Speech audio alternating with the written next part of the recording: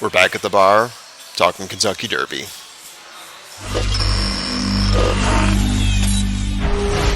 Trust the Profits is proud to be sponsored by Game of Silks. Go to silks.io to get in the game.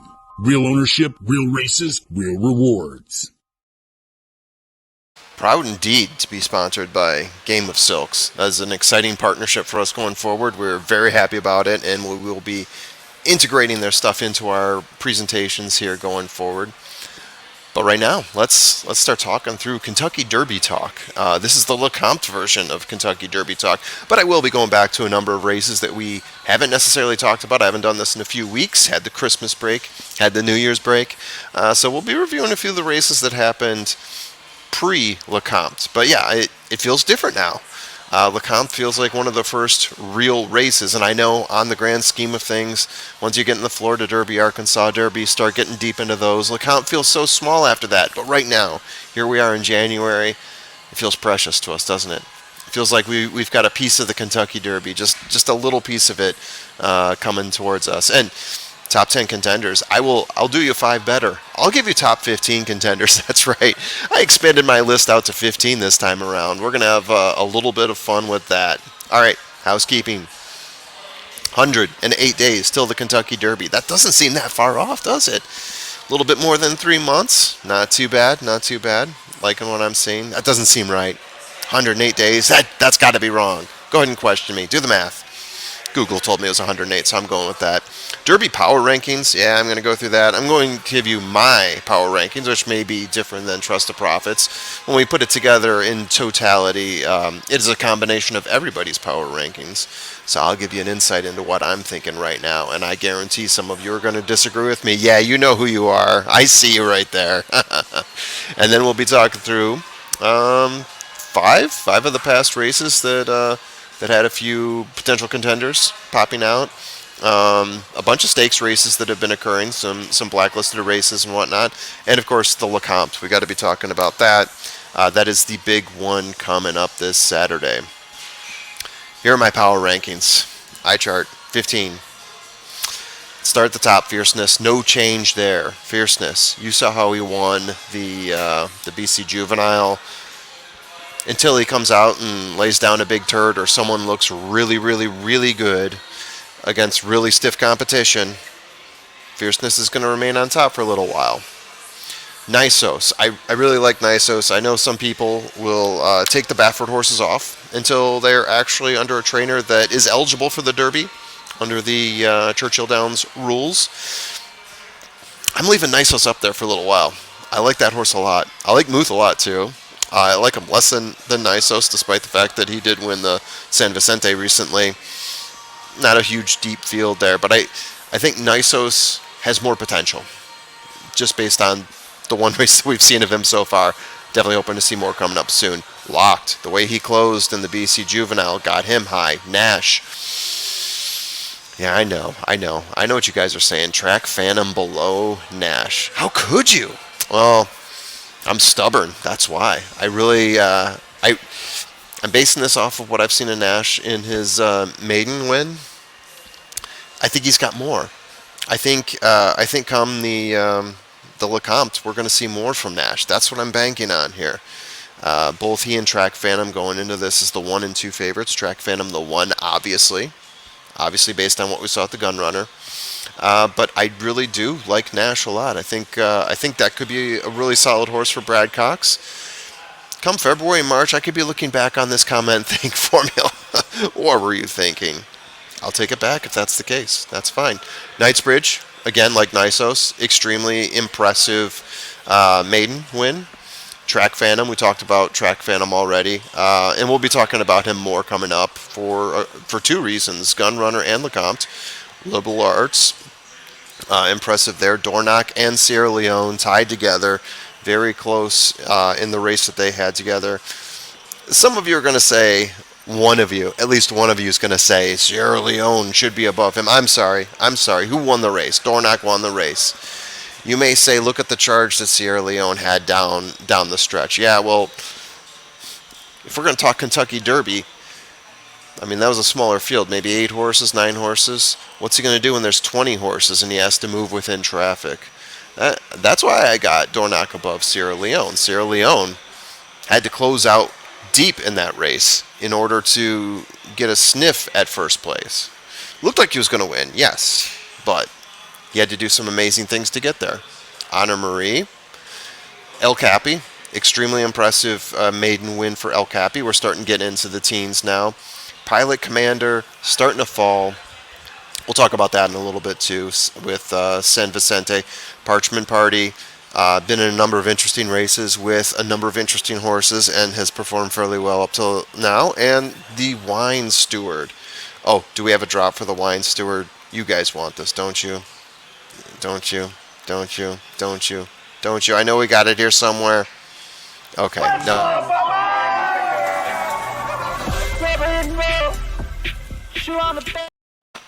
Yeah, so we'll do that instead. That's just as much fun. Anyway, let's move on. What else we got going on here? We got to talk about some past races. Yeah, there we go. Conquest Warrior, the $1 million horse. That's right, the $1 million horse trained under Shug McGahee. First time out, third place at Aqueduct, and third place to El Capi, the horse I just mentioned. Now, he broke his maiden by half a length over Antiquarian. Antiquarian, another horse that we're going to be seeing in the future, a Todd Pletcher horse. This was his first time out. Trekked very close to the pace. Looked like he was going to win. Conquest Warrior pulled it out. Yeah, I don't have either one of them in my top 15 right now, but these are two horses to be putting on your list after they broke their after Conquest Warrior broke his maiden in Gulfstream, and Antiquarian came very close, looking to do that very soon coming up. What else we got here? Muth, Pilot Commander, San Vicente. Let's take a quick look.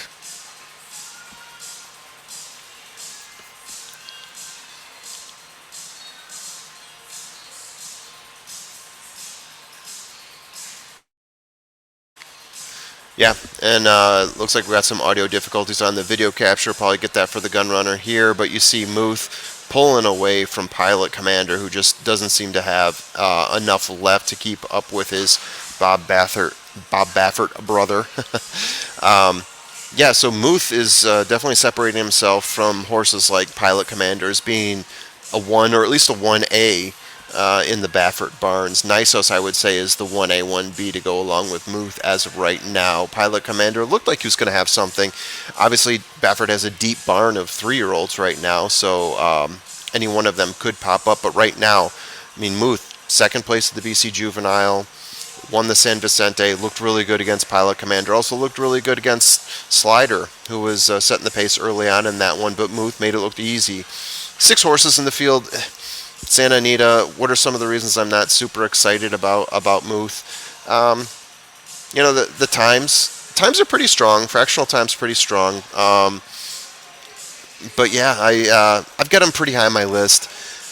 But I still think that there's a little bit more from Nisos, just a little bit. But who knows? Muth could end up being the authentic of the group. Who knows? We'll see. We'll see. Oh yeah, here we go. Gun Runner. Let's crack into this. Yeah, and once again, we don't have audio here. Track Phantom overtaking Next Level being left behind. Nash trying his best to keep up with him, but Nash starting to fall back, and then Sneed really takes over that second place position. Nash is hanging tough with Sneed here, but Track Phantom at about this point starts to pull away a little bit more. Sneed pulls away a little bit more from Nash. Yeah, Track Phantom looking pretty strong here. Nash did fade a little bit, especially in those last 100 feet or so, to finish 3 lengths behind. And one of the things I thought was interesting about this, I mean, you look at the Olympiad time of 142, final time here of 144.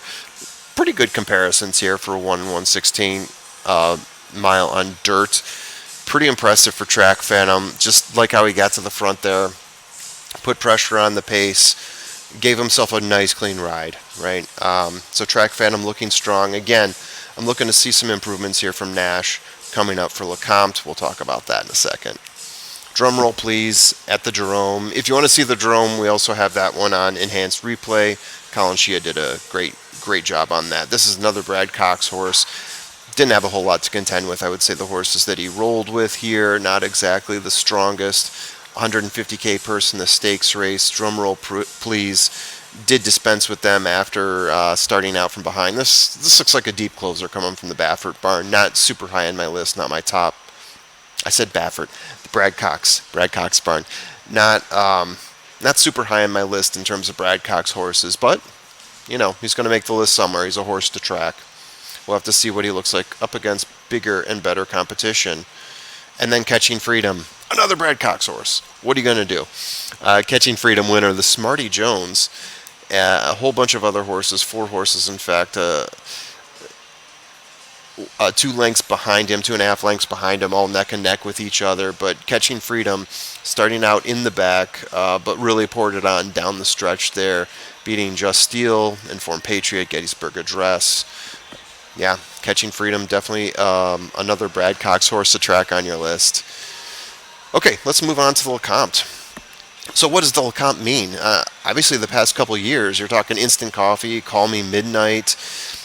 Not super impressive. Not horses that we've seen in the Derby, falling off the Derby trail due to injury. Call Me Midnight, I remember when that one hit. It was a huge upset. Didn't expect to see Call Me Midnight winning that one. But yeah, in the past, we've seen a couple strong horses here. We've got a few Preakness winners here. The ones that come to mind here. War of Wills on the list, Oxbow. Midnight Bourbon also popping up on the list there. I think he got 6th at the Kentucky Derby a few years back. So a horse that wins the Lecomte can track easily into the Kentucky Derby. Not every time, but the road is there. The road is there. So what do we got? Yeah, so looking ahead to this Saturday, 8 horses entered in. If you can read this, Nash is 5-2. And then you've got Track Phantom at 9-5. So those are your favorites right there. I do like Nash a little bit better than Track Phantom. I'm holding on to that. I'm thinking he can bounce back from the struggles that he had in Gun Runner. But, I mean, Track Phantom has to be your number 2 if you're not going to put him number 1. Those two, definitely the big favorites here. When I did Full Field Rundown, before I had the odds, I had Ethan Energy as my value play, but at 4-1, I don't think that's a real fair value play.